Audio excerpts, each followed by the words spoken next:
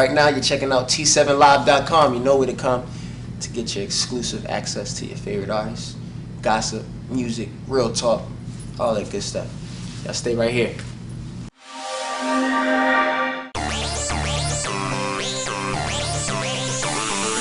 started singing in church. My grandmother was, very, very steadfast on going to church every Sunday. Like, I grew up in church, so singing is something that I've always loved to do since then. Being a young artist, it's a lot of pressure because the responsibilities outside of being an artist already. Being a young man is a lot, but your priorities have to be set straight early.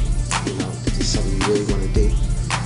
Are you willing to sacrifice and give up your time? Put effort into being an artist and being in the studios all hours of the night. My earliest influences, Michael is on my mind right now because he just passed. He's definitely one of my influences. Boyz II Men, Marvin Gaye, Frank Sinatra, man, Sam Cooke, Usher even. One of my favorite songs is "Break My Hair." When I did my first record, I told Harold Lilly, who wrote the record, and we wrote a lot of songs together. I told him, I said, man, I want to do something that's young but soulful. Something that young cats can relate to and just feel like it's an anthem. And we was actually in the studio, and I had my hair at the time. As you can see, I got rid of it, but I had my hair at the time, and I was upset because my girl was supposed to braid my hair that night in the studio, but she didn't come. So he's like, man, why don't we do a song called "Braid My Hair"? I said, "Braid my hair? I want to hear a song called "Braid My Hair."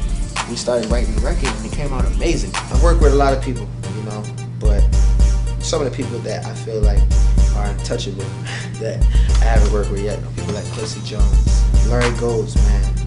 He's a string player. He plays a lot of string arrangements. I work with Timberland now, but I want to work with him again, just close quarters. I think that he has the ability to do anything musically. This is my 4th album, man. I feel like when you have passion and you have soul, man.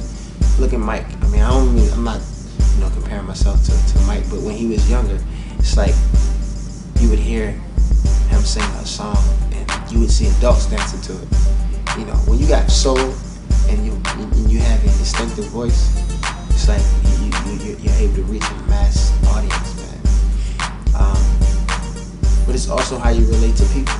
I think my story as a young man, there are a lot of adults that kind of relate to the things that I've experienced with my family, with my moms, and outside of music, I think I relate to people on a personal level also. Saying I'll be right back, but take too long.